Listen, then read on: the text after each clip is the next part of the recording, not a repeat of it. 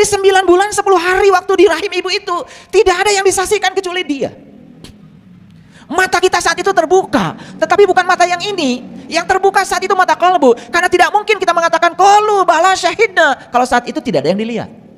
Di dalam Quran ada cerita Nabi Yunus ditelan ikan. Sebetulnya itu prosesi persis seperti saat kita di rahim ibu. Cuman kita kan gak ngerti selama ini. Nabi Yunus ditelan ikan karena diceritakan, apalagi ikannya ikan paus katanya, ngarang.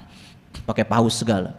Ya ditelan ikan persis seperti saat kita di rahim. Makanya begitu ditelan ikan, Nabi Yunus doanya luar biasa. La ilaha illa anta, la ilaha illa anta. Tidaklah Tuhan kecuali engkau, tidak Tuhan kecuali engkau. Saat itu Nabi Yunus sedang mengalami syahadat sejati. Gak mungkin mengatakan tidak ada Tuhan selain anta, kalau antanya tidak ada di situ.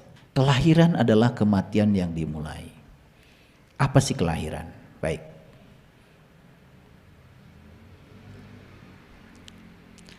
Lihat semuanya ke sini. Agak serius kuliah kita hari ini. Kelahiran yang kita pahami adalah pada saat kita menyakiti ibu, pada saat ibu menumpahkan darah, pada saat seorang ibu harus kehilangan nyawa untuk kelahiran kita, itu yang disebut dengan kelahiran. Titik awal kita datang ke dunia ini. Betul? Salah memahami itu? Tidak salah. Tetapi kelahiran secara total, secara universal bagi saya adalah saat ruh ditiupkan ke dalam tubuh. Makanya kebalikan dari kelahiran adalah kematian. Berarti kematian saat ruh berpisah dari tubuh. Makanya kan dalam fase kehidupan orang tua kita, sering saya ulang-ulang tuh. Ada fase mas kumambang, masa mengambang di rahim ibu. Paham? Di mana tuh? Di sini, di rahim. Kondisi kita saat itu seperti apa? Ayo kita ulangi ke belakang. Kondisi kita saat itu adalah mati tetapi hidup. Itu yang disebut dengan mati sakjeroning urip. Coba perhatikan. Orang mati mendengar? Tidak. Kan kita tidak mendengar, disumbat oleh ketuban. Orang mati melihat? Tidak. Kan disumbat oleh ketuban. Orang mati bernafas? Tidak. Kan disumbat oleh ketuban. Orang mati bicara? Tidak. Kan disumbat oleh ketuban. Jadi semua lubang yang ada di kepala saat di rahim ibu, di alam mas kumambang, saat itu semua disumbat oleh ketuban. Tidak mendengar, tidak melihat, tidak bernapas, tidak bicara. Maka itu yang disebut dengan mati. Tetapi kok kita hidup? Itu yang disebut dengan mati selagi hidup.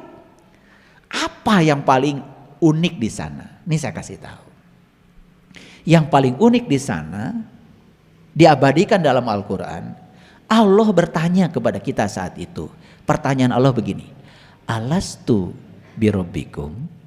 Apakah aku ini Tuhanmu? Pada saat itu justru kita bisa menjawab, lantang kita menjawab, qalu bala syahidna. Ya, aku menyaksikan Tuhan.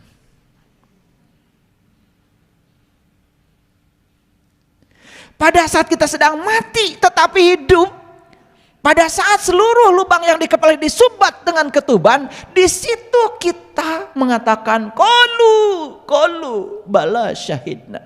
Ya, aku menyaksikan Tuhan. Yes, aku di sini Tuhan. Aku sedang menatap kemuliaan wajah-Mu Tuhan. Kira-kira begitulah bahasa saya. Kalau bahasa Qur'annya kan tadi. Saya pengen nangis kalau begini.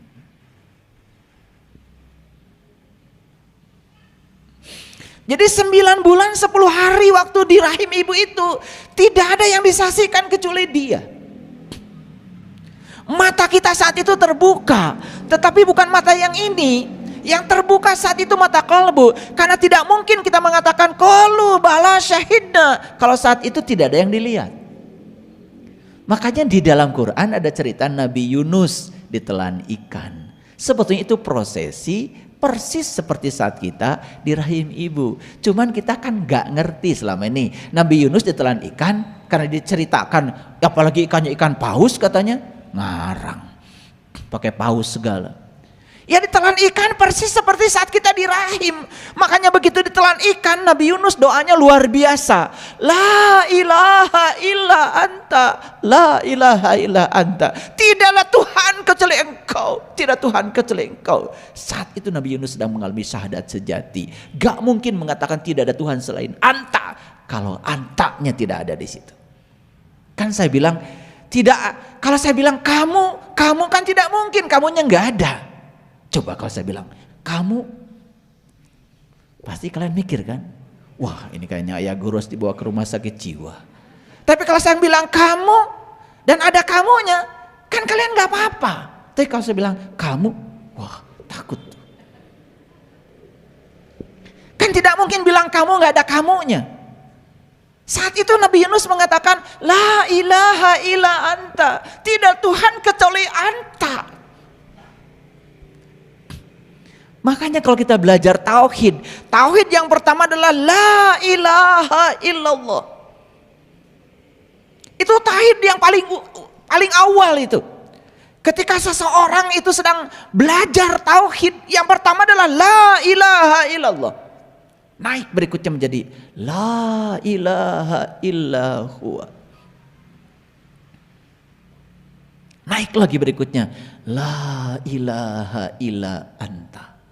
Jadi Nabi Yunus saat itu sedang mengalami fase tauhid yang ketiga. Dari la ilaha illallah sudah naik lagi la ilaha illallah. Kalau dia mengatakan dia, berarti boleh tidak ada di sini dong. Siapa yang membangun laptop ini? Dia. Belum tentu ada di sini. Kalau kamu harus ada di sini. Dan puncak tauhid yang terakhir adalah la ilaha illa ana. Jadi la ilaha illallah naik lagi menjadi la ilaha illallah, naik lagi menjadi la ilaha illa anta. Dan puncaknya adalah la ilaha illa ana. Tidak ada Tuhan kecuali aku.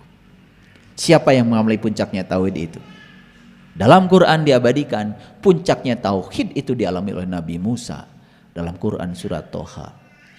Innani anallah la ilaha illa ana fa'budni wa aqimis sholata li zikri. Jadi maaf kalian akan bisa sholat kalau sudah mencapai tauhid la ilaha illa ana. Makanya perintah sholat hanya diberikan kepada Nabi Musa yang sudah mencapai tingkat tauhid la ilaha illa ana. Jadi nggak bisa sembarang. Kalau tauhidnya masih la ilaha illallah, masih la ilaha illallah, masih la ilaha illa anta, belum bisa sholat. Makanya sholat itu bukan menyembah, tapi sholat itu adalah sadar dengan kehadirannya. Karena dia tidak pernah meninggalkan kita. Sekarang saya walaupun sedang ceramah, saya tidak pernah tidak sholat. Makanya sholat tingkat tinggi di Quran dikatakan alladzina hum ala sholawatihim yuhafidun. Sholatnya tidak terkungkung oleh ruang dan waktu. Karena selalu sholawat terhubung. Wah, kalau sudah di tingkatan itu, sholat itu setiap hela napas kita. Makanya jangan usil kalau kita baru sampai di tingkatan sholat yang terjebak oleh waktu. Jangan mengatakan orang lain tidak sholat. Siapa tahu sholat mereka lebih canggih lagi dari sholatmu yang sekedar ruku dan sujud secara fisik saja. Makanya saya mengajarkan pada murid-murid saya, stop usil. Jangan komentar, jangan usil, maafkan, biarkan. Urusi saja dirimu sendiri. Jangan suka ngurusi orang lain. Jadi apa itu kelahiran? Kelahiran itu saat ruh ditiupkan ke dalam tubuh. Paham? Apa itu kematian? Saat ruh keluar dari tubuh. Nah, kapan ruh ditiupkan ke dalam tubuh? Tepat saat tubuh sudah sempurna dibuat. Maka Allah bilang, fa iza sawaituhu wa nafakhtu fihi mir ruhi faqa'u lahu sajidin. Ketika aku sudah selesai menciptakan tubuhmu dengan sempurna di rahim ibumu, saat itu aku tiupkan ruhku. Itulah kelahiran. Paham sampai sini? Oke.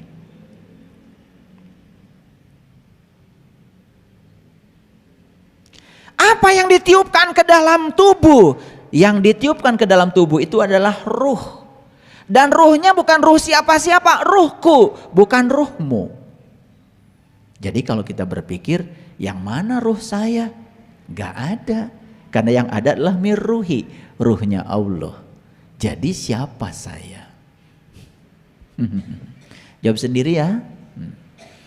Kan tidak ada ruh saya. Yang ditiupkan Allah itu adalah ruhku, kata Allah. Tidak ada ruhmu. Allah tidak pernah meniupkan ruhmu. Tidak, yang ditiupkan adalah ruhku. Nah, dalam ruh itulah ada jiwa. Jadi keseluruhannya disebut ruh. Bagian dari ruh ada namanya jiwa. Itulah dirimu, itu diri sejatimu, yang sering disebut dengan nur insan. Karena cinta kasihnya Allah, maka nur insan ini tidak dibiarkan sendiri, ditemani oleh Allah dan Rasulnya. Rasul yang mana? Rasul sejati, yang punya sifat sidik, amanah, fatonah, balagoh, ada dalam diri kita, ada hidup dalam diri kita itu. Sayang sekali banyak yang tidak tahu. Nah, itu cinta kasih semesta. Jiwa kita ini tidak pernah tidak didampingi, sekotor apapun. Didampingi oleh Allah dan Rasulnya. Di sini. Itulah pentingnya kalian mengalami syahadat sejati yang itu. Itu yang disebut dengan syahadat suci. Itu yang harus dialami. Kalau syahadat kita belum di tingkat itu, baru di tingkat mulut di sini, itu masalah kita. Sehingga kita tidak pernah bisa sholat dalam tingkatan Ibrahim. Makanya maqamu Ibrahim musola. Sholatlah kamu di tingkatan Ibrahim. Karena Ibrahim sebelum sholat kan berjumpa dulu dengan jati dirinya yang sejati. Jadi ulangi, dalam ruh itu ada jiwa. Makanya di Quran dikatakan, laqad kafaral ladzina qalu inallaha salisu salasa. Maka tertutuplah orang-orang yang mengatakan Allah salah satu dari yang tiga. Konsepsi tentang Allah di Quran selalu nur insan, nur Muhammad, dan nurullah. Gumulung manunggal. Itu namanya syahadat suci. Nah, jiwa inilah yang memiliki karma. Jiwa inilah yang harus diselesaikan dalam kehidupan ini. Maka jiwa ini untuk menyelesaikan karma ditiupkan kembali ke dalam tubuh. Jadi jiwa inilah yang sedang menjalani karma. Tetapi untuk menjalani karma, jiwa dibimbing oleh Allah dan Rasulnya. Itu cinta kasih semesta. Makanya jiwa ini masuk ke dalam tubuh mengalami kelahiran. Jadi untuk apa sebetulnya jiwa ini harus lahir lewat tubuh? Karena jiwa ini harus kembali ke fitrahnya. Kapan jiwa kembali ke fitrahnya? Ketika jiwa ini sudah bisa menyelesaikan semua utang karmanya. Makanya maaf, sekarang ini orang justru datang ke sini bawa utang. Ada 3 utangnya. Satu ya utang masa lalu yang belum selesai. Yang kedua, jalan bengkok yang pernah dilalui. Yang ketiga, pekerjaan masa lalu yang belum selesai. Dan dia datang ke sini membawa utang. Malah di sini dia bikin utang baru. Jadi utang lama tidak terbayar, utang baru dibuat lagi. Akibatnya dia bertumpuk-tumpuk utang. Itu yang dikatakan Rasulullah, janganlah kamu mati membawa utang. Nah, selama ini utang yang dimaksud oleh kita adalah ke BRI, ke BCA. Lah kalau utang itu kalian mati, ya enggak apa-apa. Nanti kan BCA juga cari ahli warisnya. Karena saat kalian menandatangani utang, itu sebetulnya secara implisit ahli warismu juga ikut menandatangani. Ada rumahnya pasti dirampas bank, gitu. Makanya utang manusia yang paling besar adalah tidak tahu Tuhan. Karena kita asalnya tahu Tuhan, menjadi tidak tahu Tuhan, maka saat manusia tahu Tuhan kembali disebutnya taubat. Nah, kalian mengartikan taubat apa? Makanya banyak orangnya, wah kamu banyak dosa ya, tobat. Apa tobat itu? Ya Allah, gitu. Itu bukan tobat, itu nangis namanya. Tobat itu lihat HP saya, di situ kan? Nah saya pindahkan ke sini, itu pindah tempat, kembali ke sini, namanya tobat. Tobat itu bahasa Arab, artinya kembali. Kembali mengenal Allah, itu namanya tobat. Maka di Quran dikatakan, siapa yang kembali kepada Allah, maka pasti akan dapat ampunan Allah secara otomatis. Tobat dampaknya adalah ampunan. Apa yang diampunkan? Hati-hati. Yang diampunkan cuma satu dosa, karena dosa manusia itu cuma satu. Saya heran gitu, ada yang membagi dosa besar, dosa kecil, ada pembagian lagi. Di Quran gak ada, ngarang itu. Karena di Quran dikatakan innallaha la yaghfiru aysyraka bih wa yaghfiru ma duna dzalika liman yasha. Sesungguhnya Allah tidak akan pernah mengampuni dosa syirik, tapi Allah sudah mengampuni apapun dosa, asal jangan dosa syirik. Jadi dosa yang harus dibereskan oleh kita cuma satu, syirik. Bahkan di Injil dikatakan, memfitnah, membunuh sudah aku ampunkan, tapi mengkhianatiku tidak aku ampunkan. Nah, jadi kalau dalam bahasa Injil, syirik itu disebutnya berkhianat kepada Tuhan. Itu bahasanya saja yang berbeda, tapi esensinya sama. Makanya di sini pentingnya kalau pelajar terbuka. Jadi semua dosa yang selain syirik sudah selesai. Itulah Allah sedang menunjukkan dirinya sebagai Tuhan Maha Pengampun. Lah kamu tiap hari ngurusi dosa-dosa yang sudah diampunkan.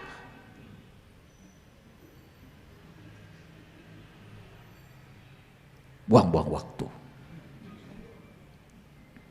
Itu Quran. Diulang 2 kali di Quran surat An-Nisa ayat 48, diulang lagi dalam Quran surat An-Nisa ayat 116. Catat itu kalau nggak percaya sama saya. Jiwa harus kembali ke fitrahnya.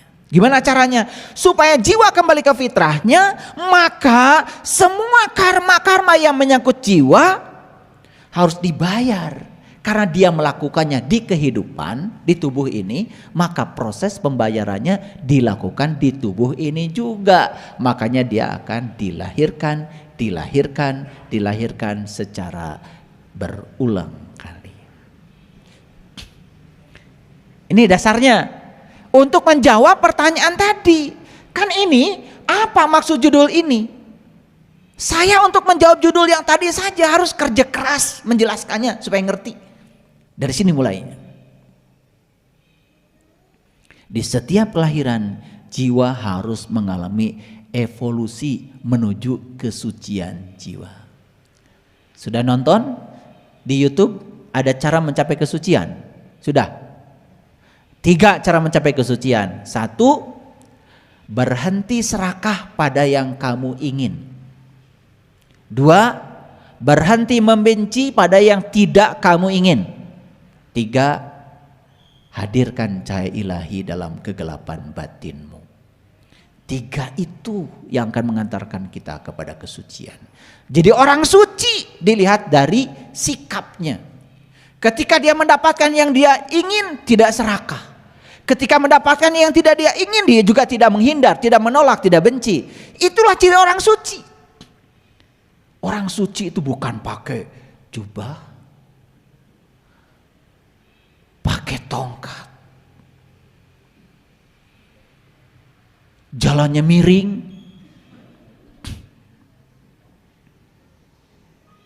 kesucian itu harus diukur dengan indikator yang realistis. Lihat saya semuanya. Begitu Anda melihat orang hebat, dapat yang diinginkan, malah dia bagikan semua yang dia inginkan itu pada orang banyak. Wah, luar biasa. Itu orang suci. Kalau orang kotor, begitu mendapatkan yang dia inginkan, langsung hasil saya, milik saya, enak aja. Mau zakat 2,5% aja nggak mau. Itu orang kotor. Walaupun pakai jubah putih, kalau masih punya ikatan pada hartanya, kotor.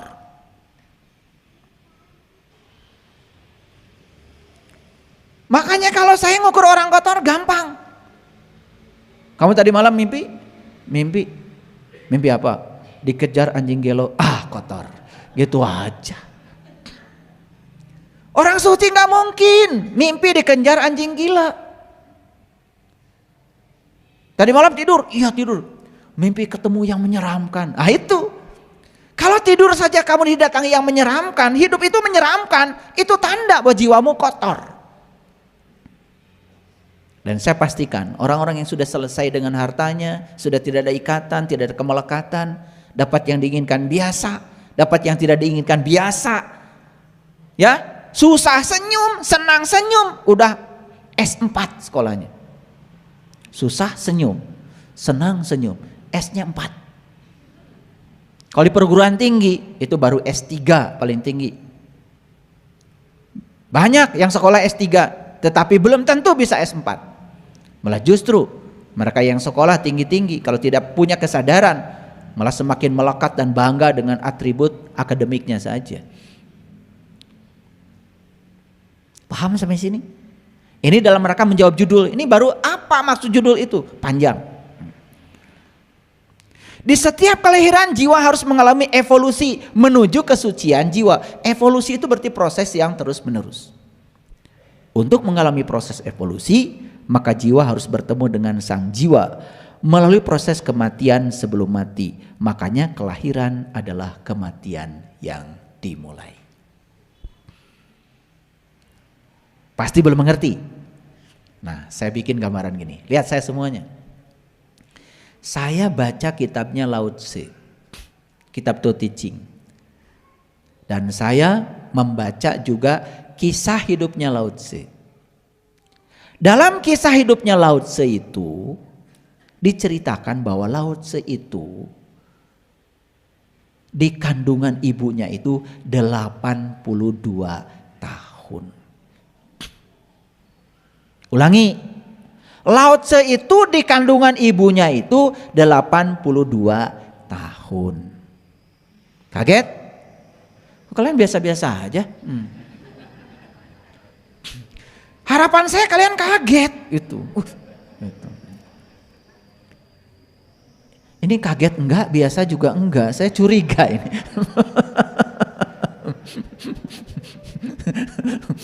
Saya ketika baca Lao Tse di kandungan ibunya 82 tahun kaget.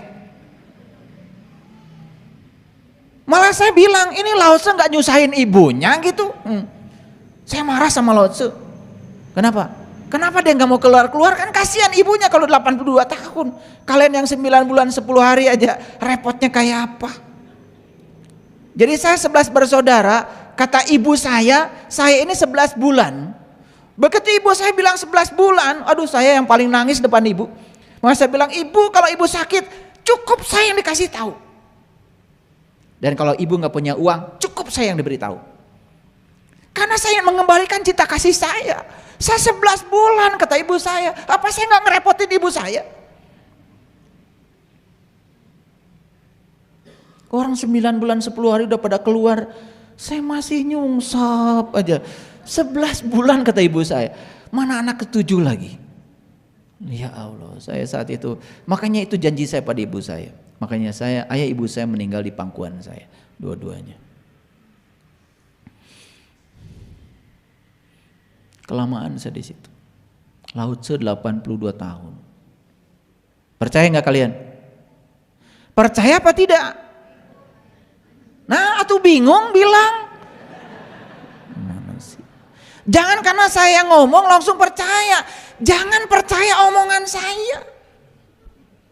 Kalau nggak masuk akal tolak. Nah, bingung saya seneng. Bingung itu tanda-tanda ada kehidupan. Bingung itu ada potensi untuk jadi ngerti. Kan kalau bingung harusnya nanya. Betul nggak? Nah, ternyata yang dimaksud adalah karena tadi kelahiran adalah kematian yang dimulai. Jadi waktu di rahim ibu Lao Tse itu kan bertemu Tuhan. Waktu di alam mas kumambang tadi, dia itu menyaksikan Tuhan. Ternyata saat dia lahir ke alam dunia, dia tidak mau melupakan yang dia tahu saat di rahim ibu. Sebetulnya 82 tahun itu usianya Lao Tse. Jadi selama 82 tahun dia itu selalu mengalami kematian.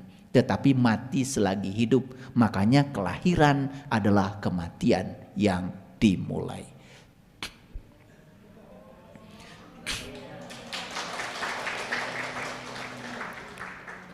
Itu baru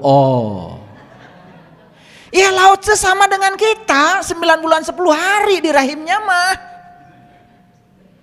Tetapi bedanya Lao Tse ini pada saat lahir ke dunia ini, dia tidak keluar dari rahimnya ibu. Tetap dia berada di kesadaran itu. Itu bedanya Lao Tse dengan kalian. Makanya Lao Tse ketika datang ke dunia itu seperti Zarasutra, tidak menangis. Makanya kalian semua datang ke dunia nangis kan? Nah, kalau saya tanya kenapa lu nangis? Ya sedih apa? Beras belum mengerti, duit belum mengerti, betul nggak? Pacar belum punya, apa yang kau tangisi? Itu saja belum kalian tanya. Ini kalian menyaksikan kelahiran manusia ke dunia udah berkali-kali dan semua kelahiran menangis. Kalian nggak pernah nanya. Saya itu nanya. Waktu anak saya lahir nangis, ya karena saya menyaksikan 3 anak saya saksikan itu brojolnya. Nangis semua. Dan di situ saya nanya kenapa nangis? Apa masalahnya?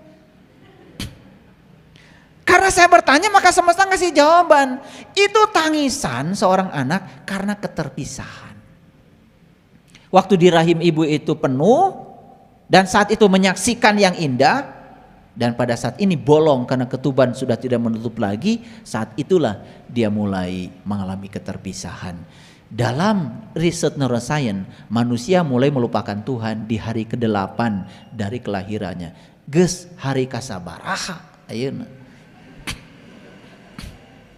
Dan kalau itu tidak dibayar di kehidupan ini, kamu mati dalam keadaan punya utang. Makanya harus dibayar. Diutusnya para nabi, para rasul untuk mengajarkan bagaimana cara bayar utang. Makanya Allah bilang di Quran, Inna fatahna laka fatham mubina liyaghfir lakallah ma taqaddama min dambika wa ma ta'akhkhar. Barang siapa yang mengalami keterbukaan mata kolbunya di dunia sekarang ini, maka Allah bilang, aku bebaskan dia dari dosa yang lalu dan dosa yang akan datang. Dosa mana? Dosa nggak tahu Tuhan. Karena dosa kan cuma satu tadi. Makanya jangan sembarangan kalau ngaji. Saya heran ya, banyak orang bilang pedoman hidupnya Quran. Tapi nggak ada Qurannya. Semua persepsi pribadi saja terhadap agama. Ketika ditanya dasarnya yang mana nggak jelas juga. Ya, bahasa Inggrisnya uruf up, arep up.